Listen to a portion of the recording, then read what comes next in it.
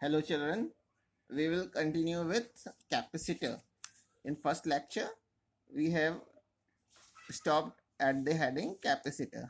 ठीक है, तो हम लोगों ने कैपेसिटर बताया था कि कैपेसिटर क्या होता है चिल्ड्रन। तो एक बार फिर से सुनेंगे कि कैपेसिटर एक्चुअली है क्या। कैपेसिटर एक ऐसा अरेंजमेंट होता है जिसमें दो प्लेट्स के बीच में हम लोग कोई डाइलेक्ट्रिक मीडियम भर देते हैं और ये बहुत कम स्पेस में चार्ज की बहुत ज़्यादा क्वांटिटी को स्टोर कर सकता है। किसी भी कैपेसिटर में दो प्लेट्स होंगी और उनके बीच का जो स्पेस होगा वो किसी इंसुलेटिंग मटेरियल या डाइलेक्ट्रिक मटेरियल से फिल्ड होगा। ठीक है, अब कंडक्टर में भी चार्ज होता है और कैपेसिटर पे भी चार्ज होता है, लेकिन मैंने बताया कि कैपेसिटर में चार्ज की लार्ज क्वांटिटी को स्टोर कर सकते हैं। तो ये कैसे पॉसिबल होता है कि कैपेसिटर ज़्यादा चार्ज स्टोर करता है। तो जो ये मैं आपको एक्सप्लेन कर रहा हूँ यही कैपेसिटर का प्रिंसिपल भी होगा। तो प्रिंसिपल ऑफ कैपेसिटर मेरी आज की फर्स्ट हेडिंग होगी, प्रिंसिपल।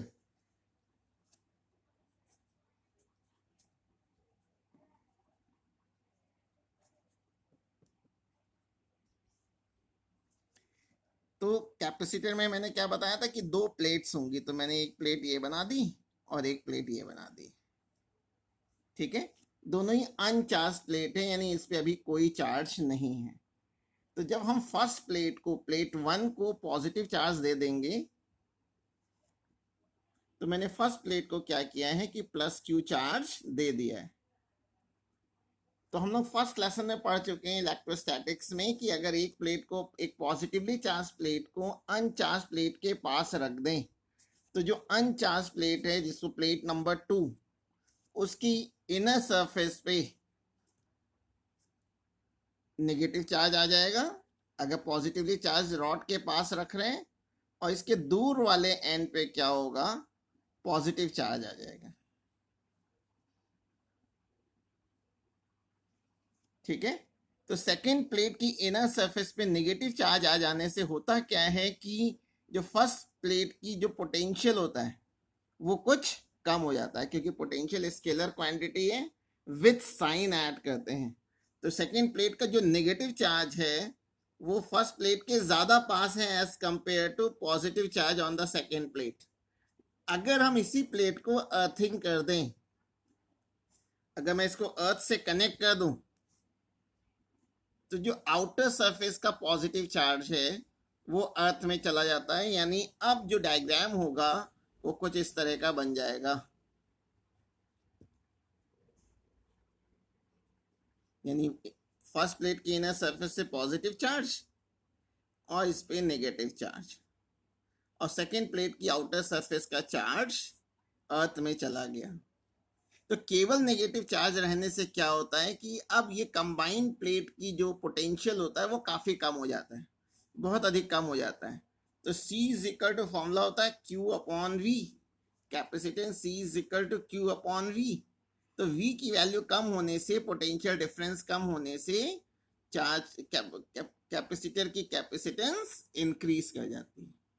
तो मैंने आपको इसका प्रिंसिपल कैसे कंडक्टर कैपेसिटर की कैपेसिटेंस बढ़ गई है, जब हम कैपेसिटर की जो दो प्लेट्स होती है, अगर दो अनचार्ज प्लेट को हम पास पास रख दें और फर्स्ट प्लेट को किसी एक प्लेट को पॉजिटिव चार्ज दे दें, तो सेकंड प्लेट के पास वाले एंड पे इंडक्शन की वजह से, इलेक्ट्रोस्टैटिक इंडक्शन की वजह से नेगेटिव चार्ज आ जाता है और बाहर वाले सरफेस से पॉजिटिव चार्ज आ जाता है। तो नेगेटिव चार्ज क्लोज होने की वजह से पूरे का पोटेंशियल कम हो जाता है। और अगर हमने इसको अर्थिंग कर दिया सेकेंड प्लेट की आउटर सरफेस को, तो आउटर सरफेस का जो पॉजिटिव चार्ज है वो अर्थ में चला जाता है, जिससे केवल नेगेटिव चार्ज सेकेंड प्लेट पे बचता है। अब कैपेसिटर की पोटेंशियल डिफरेंस काफी कम हो जाता है। ठीक है, V कम हो जाता है और V और C में इनवर्स रिलेशन होता है। पोटेंशियल डिफरेंस कम हो जाने से कैपेसिटेंस की वैल्यू बढ़ जाती है।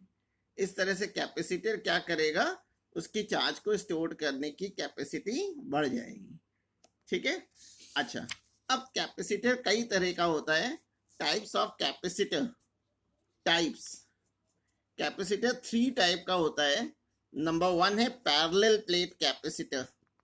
Parallel plate capacitor, parallel plate capacitor.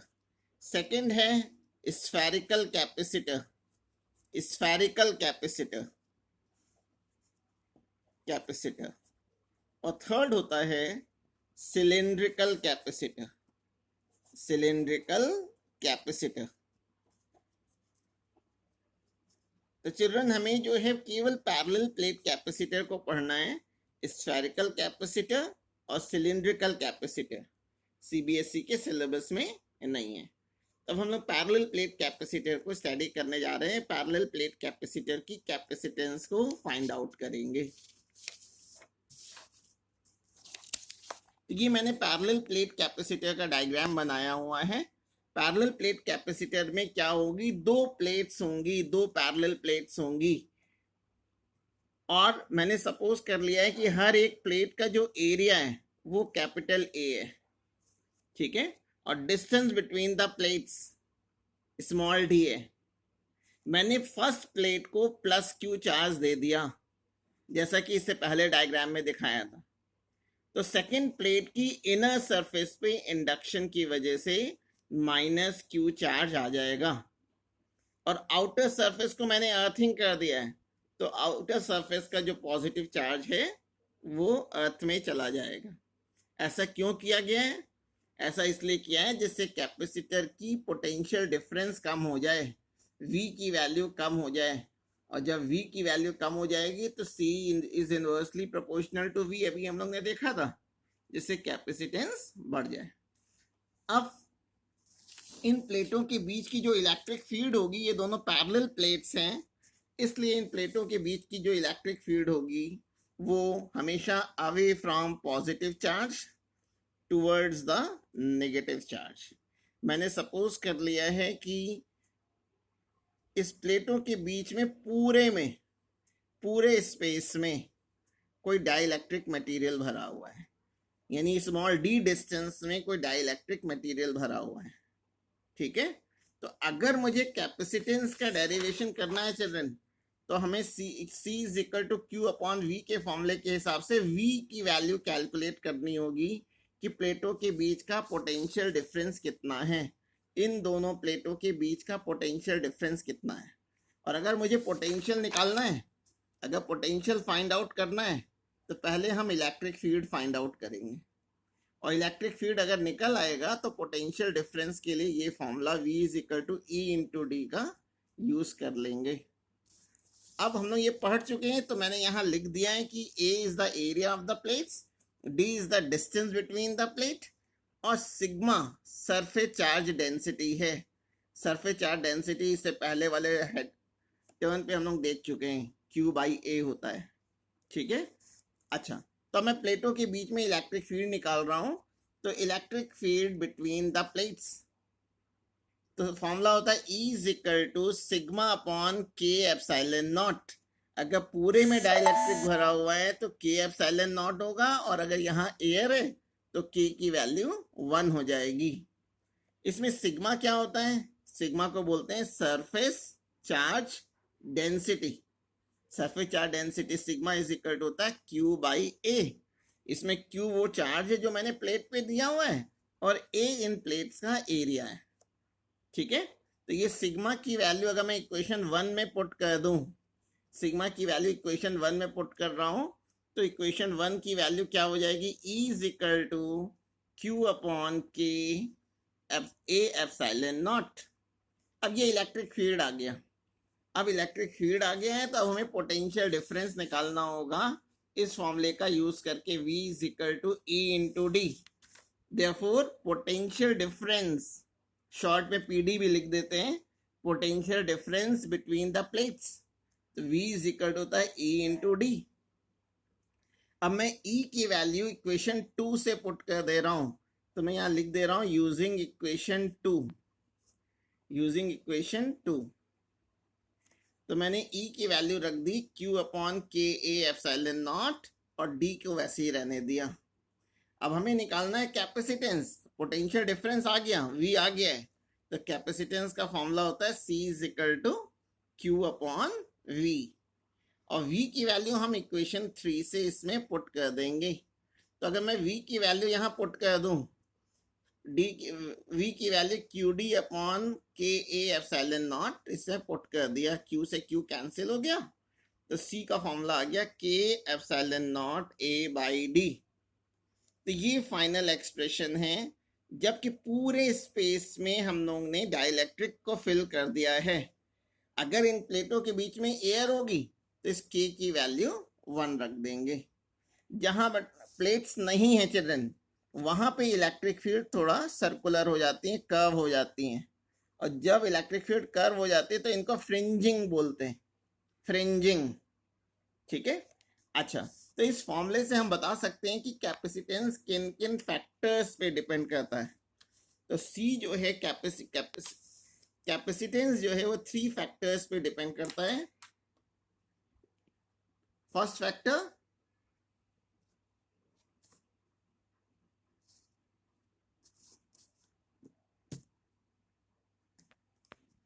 Area of the plates, इसके डायरेक्टली प्रोपोर्शनल होता है।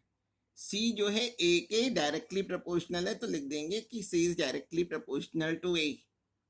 अच्छा, डिस्टेंस बिटवीन द प्लेट्स की इनवर्सली प्रोपोर्शनल फॉर्मूले में नजर आ रहा है, तो यहां लिख दिया जाएगा C is inversely proportional to D, distance between the plates, C is inversely proportional to D. और थर्ड फैक्टर है डाइलेक्ट्रिक सब्सटेंस या मीडियम बिटवीन द प्लेट्स, इसके ये डायरेक्टली प्रोपोर्शनल होता है। ठीक,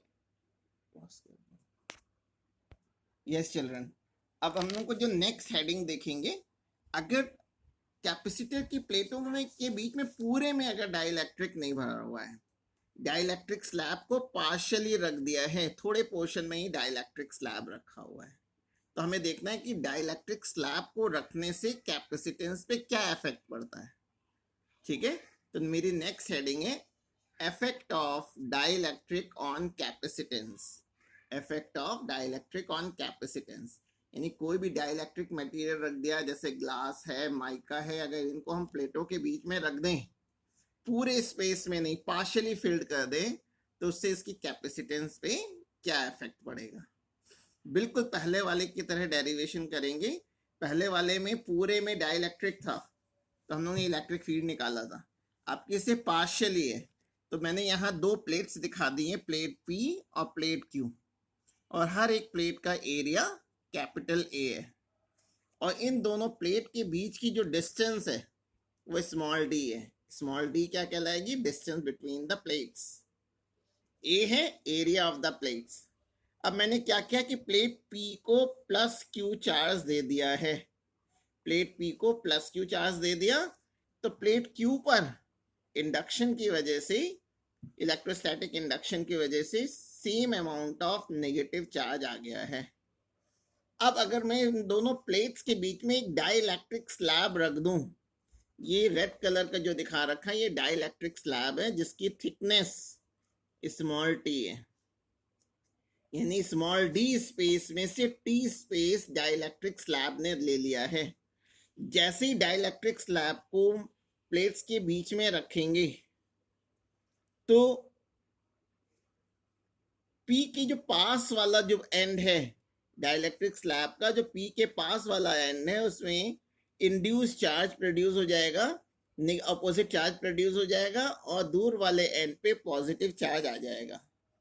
मेटल्स के केस में जो दोनों एंड्स पे जो इंड्यूस चार्ज होता है वो इस तरह से होता है कि मेटल के भीतर जो इलेक्ट्रिक फील्ड प्रोड्यूस होती है वो इस एक्सटर्नल इलेक्ट्रिक फील्ड से कंप्लीटली कैंसिल आउट हो जाती है। लेकिन डाइलेक्ट्रिक के केस में जो डाइलेक्ट्रिक के भीतर इलेक्ट्रिक फील्ड प्रोड्यूस होगी उसकी वैल्यू हमेशा कम होती है एक्सटर्नल इलेक्ट्रिक फील्ड से। ठीक है, अब हमें देखना है कि क्या होगा। अब देखिए, इसमें स्मॉल टी स्पेस में तो डाइलेक्ट्रिक है, तो जो खाली स्पेस है जहां पर केवल एयर है, इधर वाले स्पेस में एयर है, यहाँ पे एयर है, तो distance between the plates D थी, जिसमें टी स्पेस में तो डाइलेक्ट्रिक आ गया, तो बचा हुआ स्पेस जो होगा वो डी माइनस टी होगा, जहां पे एयर होगी। तो मैं पहले सपोज कर ले रहा हूं कि एयर में इलेक्ट्रिक फील्ड ई नॉट है। ठीक है, इलेक्ट्रिक फील्ड की डायरेक्शन हमेशा away from positive charge, towards the negative charge. तो ये पॉजिटिव प्लेट P है और ये नेगेटिव प्लेट Q है। तो एयर में इलेक्ट्रिक फील्ड को मैंने E नॉट सिंबल से लिख दिया है। तो मैं सबसे पहले यही कैलकुलेट कर रहा हूं, electric field between the plates in air. Air के लिए मैंने नॉट सिंबल लिख दिया है, तो E naught is equal to sigma upon epsilon naught. इससे पहले वाले डेरिवेशन में यहाँ sigma upon K epsilon naught लिखा था। क्यों? क्योंकि उसमें प्लेटों के बीच के पूरे स्पेस में डाइलेक्ट्रिक फील्ड था। अगर डाइलेक्ट्रिक नहीं है तो के की वैल्यू 1 रख देंगे, तो ये फॉर्मूला आ गया। इसमें सिग्मा क्या कहलाता है? सिग्मा को बोलते हैं सरफेस चार्ज डेंसिटी, जिसका फॉर्मूला होता है Q बाई A।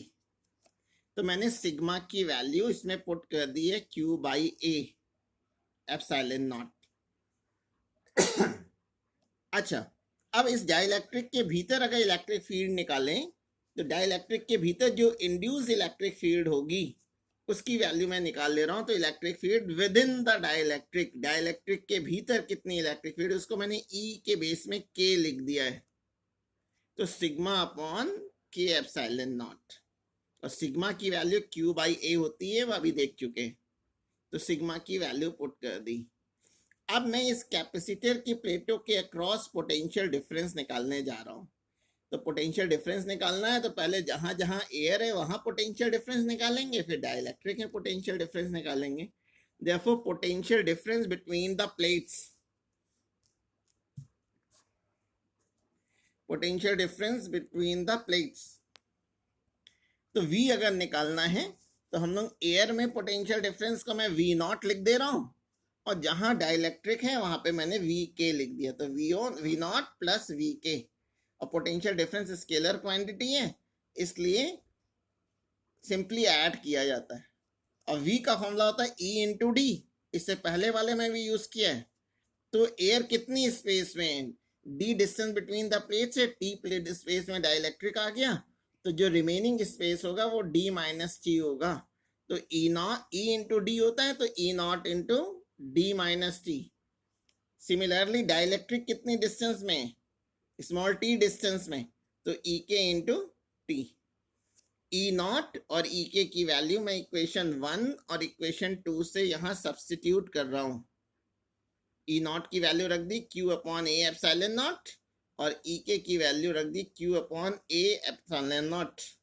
तो मैंने यहाँ साइड में लिख दिया यूजिंग इक्वेशन 1 एंड 2। अब इन दो टर्म्स में से Q upon A epsilon naught common आ रहा है। जब मैंने कॉमन ले लिया तो वैल्यू आ गई D minus T plus T by के। अब पोटेंशियल डिफरेंस आ गया है, तो अब कैपेसिटेंस निकाल लेंगे। तो कैपेसिटेंस का फॉर्मूला होता है C is equal to Q upon V।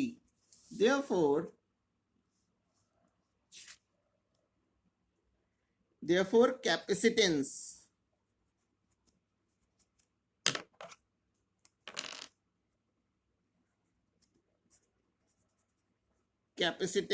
of a capacitor C is equal to Q upon V। अब V की वैल्यू मैं इक्वेशन 3 से पुट कर दे रहा हूं।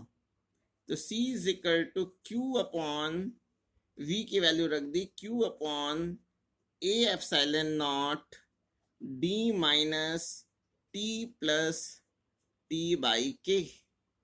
इसे मैंने इक्वेशन 3 का यूज किया है, तो यहां लिख दे रहा हूं यूजिंग इक्वेशन 3। तो ये Q से Q कैंसिल हो गया, तो जो फाइनल एक्सप्रेशन आया है, वो फाइनल एक्सप्रेशन क्या आ गया उसको मैं लिख रहा हूं।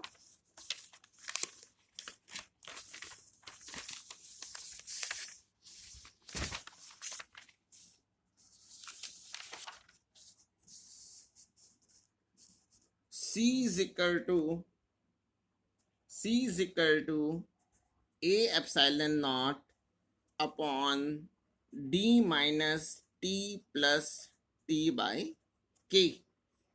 तो ये एक फॉर्मूला आ गया। अब इसमें हम लोग को दो केसेस देखने हैं, इसमें दो केसेस देखने हैं। केस 1, अगर ये जो डाइलेक्ट्रिक स्लैब है, ये अगर कोई मेटल की प्लेट होती in case of metal plate.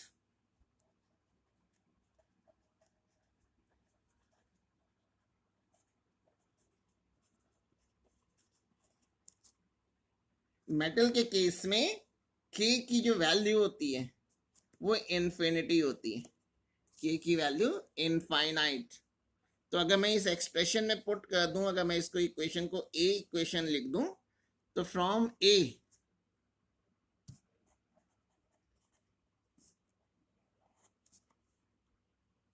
c is equal to आ जाएगा a epsilon naught upon d minus T, और t बाई इंफिनिटी रखेंगे तो वो टर्म जीरो हो जाएगा। तो ये मैक्सिमम कैपेसिटेंस हो जाएगी। तो अगर आपसे पूछें कि कैपेसिटर की कैपेसिटेंस मैक्सिमम कब होती, तो मैक्सिमम कैपेसिटेंस होगी अगर प्लेटों के बीच में मैंने डाइलेक्ट्रिक स्लैब ना रख करके कोई मेटल की प्लेट रख दी है। ठीक है, एक केस 2 और देखिए।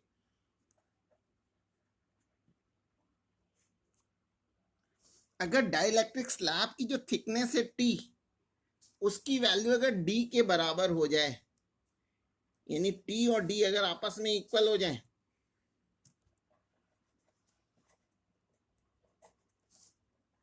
if t is equal to d, then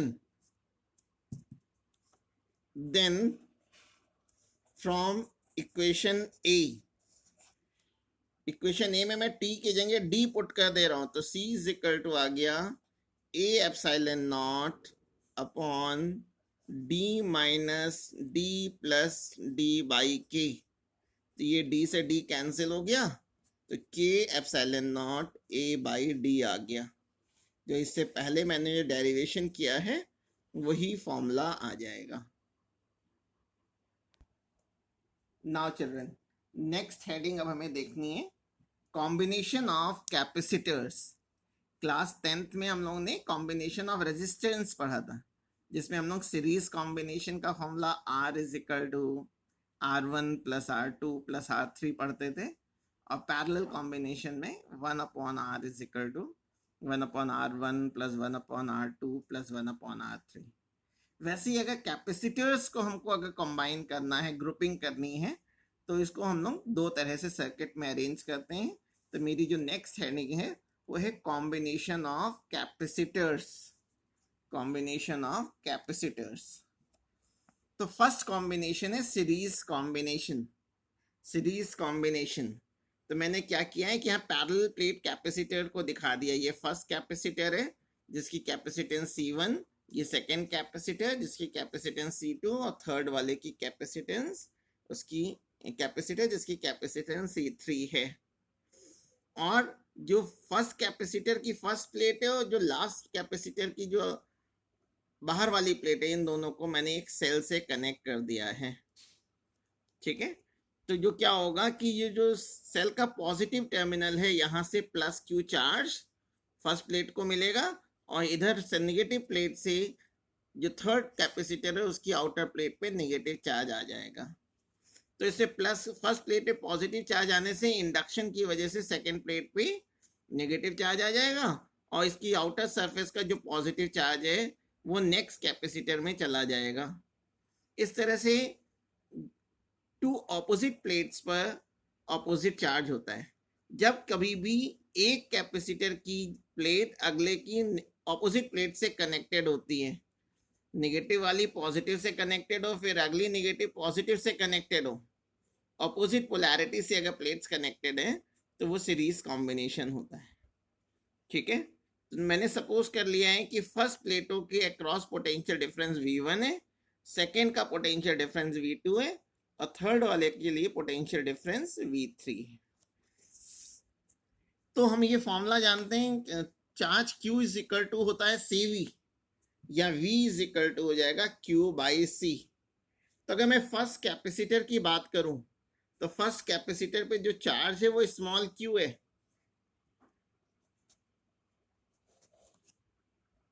तो अगर मुझे फर्स्ट कैपेसिटर की प्लेट्स के अक्रॉस पोटेंशियल डिफरेंस निकालना है, V1 अगर निकालना है, तो ऊपर वाले V is equal to Q by C फॉर्मूले से Q बाई C1 हो जाएगा। सीरीज में हमेशा ध्यान रखना है कि दोनों प्लेट्स पर इक्वल एंड ऑपोजिट चार्ज होते हैं, इसलिए चार्जेस तीनों कैपेसिटर पे सेम होगा। अब सेकेंड कैपेसिटर के लिए निकालने इसी तरह V2 is equal to, V2 की अगर वैल्यू निकालनी है तो Q अपॉन C2 हो जाएगा, Q बाई C2। ये सभी चार्जेस Q हैं, फर्स्ट प्लेट पे प्लस Q, सेकेंड प्लेट पे minus Q, plus Q minus Q। Similarly V3 की वैल्यू हो जाएगी Q बाई C3। तो अगर मुझे पूरे सर्किट का पोटेंशियल डिफरेंस अगर निकालना है, यानी V की अगर वैल्यू निकालनी है, तो पोटेंशियल डिफरेंस स्केलर क्वांटिटी है, तो V अगर निकालना है तो तीनों प्लेटों के अक्रॉस पोटेंशियल डिफरेंस को सिंपली ऐड कर लेंगे। तो मैंने यहाँ पोटेंशियल डिफरेंस निकालने के लिए V is equal to V1 plus V2 plus V3 कर लिया है, और V1, V2, V3 और V की वैल्यू इक्वेशन 1, 2, 3 और 4 से पुट कर दिया। इक्वेशन 1 से V की वैल्यू Q बाई C रख दी, इक्वेशन 2 से V1 की जगह Q बाई C1, 3 से Q बाई C2 और इक्वेशन 4 से Q by C3। Q common होके सभी में से कैंसिल हो जाएगा, तो जो फाइनल एक्सप्रेशन आ गया वो 1 upon C is equal to 1 upon C1 plus 1 upon C2 plus 1 upon C3। तो सीरीज कॉम्बिनेशन में जो फॉर्मूला आया है, हम लोग क्लास 10th में जो रेजिस्टेंस का पैरेलल में पढ़ते थे, 1 upon R is equal to 1 upon R1 plus 1 upon R2 plus 1 upon R3, उसी तरह का आता है। तो 1 upon C is equal to 1 upon C1 plus 1 upon C2 plus 1 upon C3, लेकिन चिल्ड्रन ये सीरीज में आया है, ठीक है। तो यहाँ पे हम देख सकते हैं कि जो सीरीज में जो इक्विवेलेंट कैपेसिटेंस होगा, पूरे सर्किट की जो कैपेसिटेंस होगी उसको मैं चाहे तो C के बेस में S लिख सकता हूँ, क्योंकि सीरीज कॉम्बिनेशन में निकाल रहा हूँ। तो जो इक्विवेलेंट कैपेसिटेंस होगी, यानी पूरे सर्किट की जो कैपेसिटेंस होगी, इस सर्किट में जो सबसे कम वैल्यू वाला कैपेसिटर लगा होगा उससे भी कम आती है। तो ये मैंने नोट हेडिंग में लिख दिया है, नोट में फर्स्ट पॉइंट लिख दिया है कि इक्विवेलेंट कैपेसिटेंस CS की वैल्यू जो होगी लेस देन होगी स्मॉलेस्ट कैपेसिटर। और सीरीज कॉम्बिनेशन में याद रखेंगे कि चार्ज सेम होता है, तो सेकेंड पॉइंट मैंने ये लिखा है Q is same, Q is same. और फॉर्मूले इक्वेशन नंबर 1 से हम लोगों को नजर आता है कि V और C में कैसा रिलेशन होता है, इनवर्स रिलेशन होता है। तो हमेशा यहाँ पे जो प्लेटों के अक्रॉस पोटेंशियल डिफरेंस होगा वो इनवर्सली रिलेटेड होगा कैपेसिटेंस से, ठीक है। ये सीरीज कॉम्बिनेशन हो गया। अब हमें देखना है पैरेलल कॉम्बिनेशन।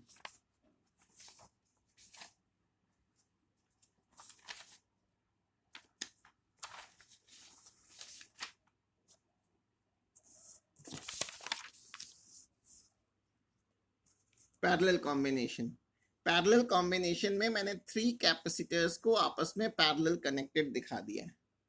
चिल्ड्रन, हम लोग को मालूम है कि हम लोग के घर में जो वायरिंग होती है सब पैरेलल में होती है, और जब कभी पैरेलल में वायरिंग होती है तो प्लेटों के अक्रॉस जो पोटेंशियल डिफरेंस होता है V सेम होता है।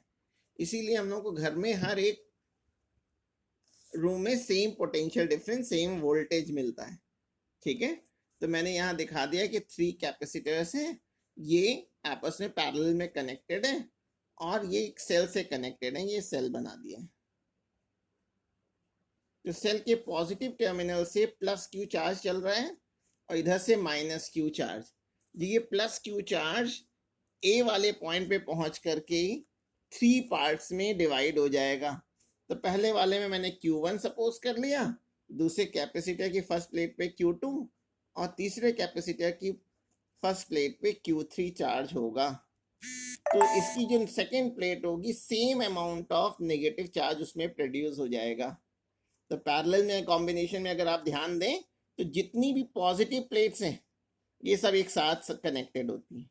जब सारी पॉजिटिव प्लेट आपस में और नेगेटिव प्लेट एक साथ कनेक्टेड हो तो इस तरह का जो कॉम्बिनेशन होगा वो पैरेलल कॉम्बिनेशन होता है। तो आप देख सकते हैं कि टोटल चार्ज Q था, ये टोटल चार्ज Q1, Q2 और Q3 में डिवाइड हुआ है। तो इन तीनों को अगर हम ऐड करेंगे, टोटल चार्ज की अगर वैल्यू निकालेंगे Q की वैल्यू, तो Q1 plus Q2 plus Q3 के इक्वल होगा। और Q का फॉर्मूला होता है Q is equal to CV। तो अगर मैं फर्स्ट कैपेसिटर की बात करूंगा तो Q1 इज इक्वल टू हो जाएगा C1V। सिमिलरली सेकेंड कैपेसिटर के लिए Q2 is equal to C2V। V same होगा, पैरेलल में पोटेंशियल डिफरेंस सेम रहता है। सिमिलरली Q3 यानी थर्ड कैपेसिटर पे कितना चार्ज है प्लेटों पर, तो Q3 इज इक्वल हो जाएगा C3V। ये पूरी वैल्यू इक्वेशन 2 से मैंने इक्वेशन 1 में रख दी है, तो यहाँ लिख दिया है पुट इन इक्वेशन 1।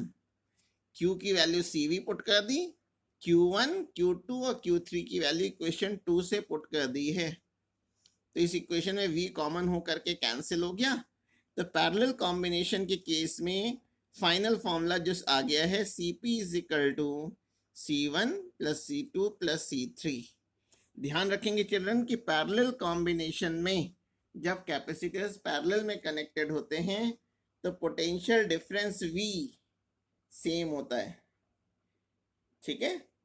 चार्जेस अलग अलग होते हैं और चार्जेस कैपेसिटेंस के डायरेक्टली प्रोपोर्शनल होते हैं। जिसकी कैपेसिटेंस अधिक होगी वो ज़्यादा चार्ज स्टोर करेगा, जिसकी कैपेसिटेंस कम होगी वो कम चार्ज स्टोर करेगा। अब पैरेलल कॉम्बिनेशन में जो इक्विवेलेंट कैपेसिटेंस की वैल्यू होगी, सर्किट में जो सबसे ज़्यादा वैल्यू वाला कैपेसिटर लगा होगा उससे भी अधिक आएगी, यानी CP is greater than largest capacitor connected in A circuit. Next heading हमें अब देखनी है energy stored in a capacitor, यानी किसी कैपेसिटर में कितनी एनर्जी स्टोर्ड है। तो मैं ये दो प्लेट कैपेसिटर, एक्चुअली आप जानते हैं ये क्या होता है, उसमें दो प्लेट्स होती हैं, ठीक है ना। तो जब हम प्लेट्स को चार्ज कर रहे होंगे during charging of the capacitor, charge का ट्रांसफर एक प्लेट से दूसरे प्लेट की ओर होता है। इलेक्ट्रिक चार्ज का ट्रांसफर होता है from one plate to another, ठीक है। तो ड्यूरिंग ट्रांसफर ऑफ चार्ज कितना हमने वर्क किया है उसको चार्ज करने में, the amount of work done,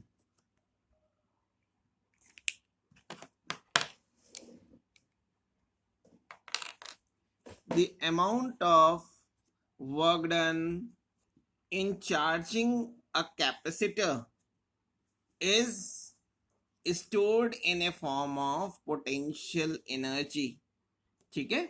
यानी जब चार्ज एक प्लेट से दूसरी प्लेट की ओर जा रहा होगा तो एक प्लेट से दूसरी प्लेट तक चार्ज को ट्रांसफर होने में हमने जितना वर्क किया है वो इस कैपेसिटर में पोटेंशियल एनर्जी के फॉर्म में स्टोर हो जाता है।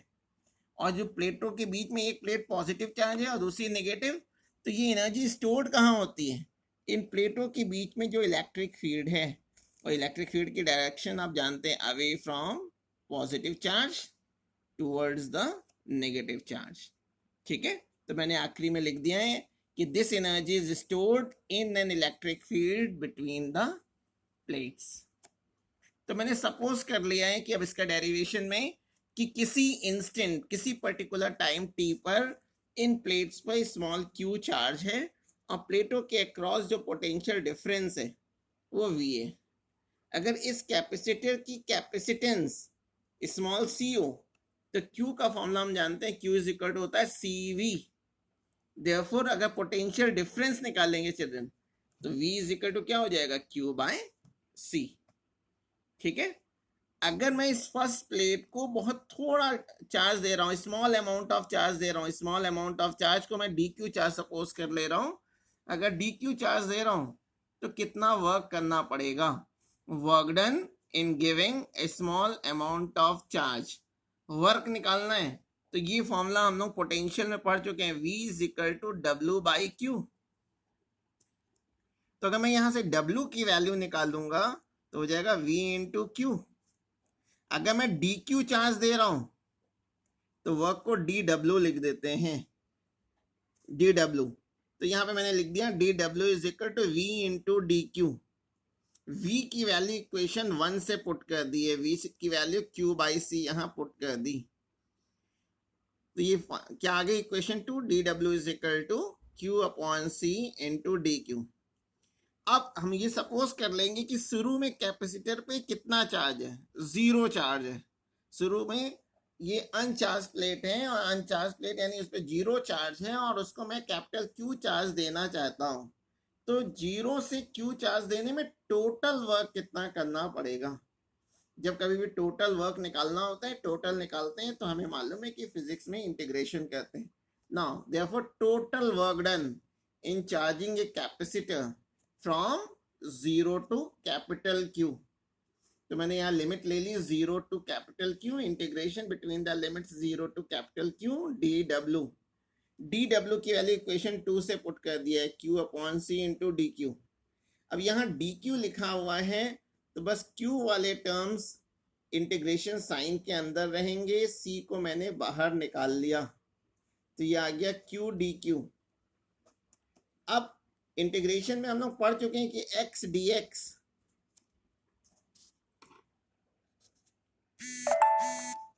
एक्स का इंटीग्रेशन होता है एक्स स्क्वायर बाय 2।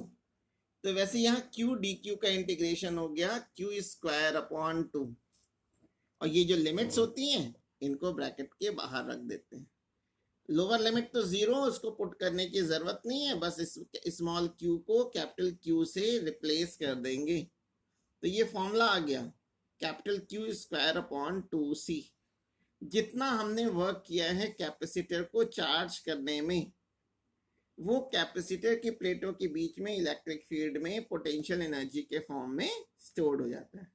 अब Q का फॉर्मूला CV हम जानते हैं, तो इस इक्वेशन 3 में अगर मैं Q की जगह CV पुट कर दूं, जब यहाँ CV रखेंगे तो आ जाएगा C स्क्वायर V स्क्वायर। तो C स्क्वायर में से एक C डिनोमिनेटर वाले से कैंसिल हो जाएगा, तो फॉर्मूला आ गया क्या, half CV square, half CV square. ठीक है, तो ये एनर्जी का एक्सप्रेशन हो गया। अब हमें ये ध्यान रखना है, देखिए V का फॉर्मूला होता है W, यहाँ पे ऊपर देख सकते हैं कि W का फॉर्मूला QV था और यहाँ जो फॉर्मूला आया है QV अपॉन 2 आया है।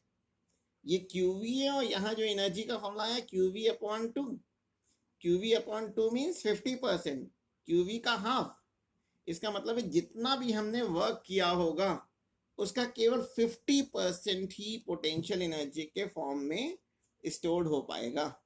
तो ये दो मैं पॉइंट्स लिख रहा हूं नोट में, उसे हमें ध्यान रखना है। फर्स्ट पॉइंट क्या है, एनर्जी कहाँ पे स्टोर रहती है, प्लेटों के बीच में जो इलेक्ट्रिक फील्ड है। तो this potential energy is stored in electric field between the plates. और जितना भी हमने वर्क किया है उसका केवल 50% जो है वो पोटेंशियल एनर्जी के फॉर्म में स्टोर्ड होगा और 50% वेस्ट हो जाएगा। ठीक है, एक छोटी सी हेडिंग और है आज की last heading, electrostatic energy density, या केवल एनर्जी डेंसिटी भी कहते हैं, स्मॉल यू सिंबल से लिखते हैं। कैपिटल यू से पोटेंशियल एनर्जी को लिखते हैं और स्मॉल यू से एनर्जी डेंसिटी को। किसी के कैपेसिटर की जो एनर्जी होती है कैपिटल यू, अगर उसको हम उसके वॉल्यूम से डिवाइड कर दें तो स्मॉल यू की वैल्यू मिल जाती है। यानी एनर्जी डेंसिटी क्या होती है, energy stored in a capacitor per unit volume, A into D parallel plate capacitor का वॉल्यूम का फॉर्मूला होता है। U का फॉर्मूला अभी पीछे प्रूव कर चुके हैं, हाफ CV स्क्वायर, और AD को मैंने वैसे ही लिख दिया। अब पैरेलल प्लेट कैपेसिटर की कैपेसिटेंस का क्या फॉर्मूला था, C का फॉर्मूला होता है epsilon not A by D.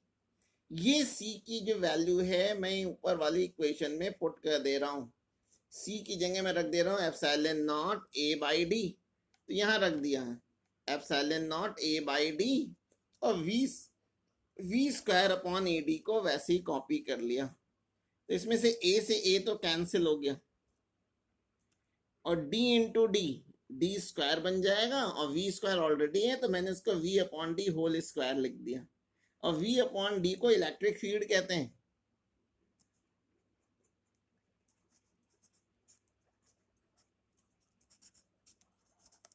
E का ये फॉर्मूला हम लोग पहले पढ़ चुके हैं, E is equal to minus D V by D R या V बाई डी, तो मैंने V बाई डी की जगह E रख दिया। तो एनर्जी डेंसिटी का फॉर्मूला क्या हो गया, half epsilon not E square. ठीक है, तो यहां तक चिल्ड्रेन आपको करना है। ओके।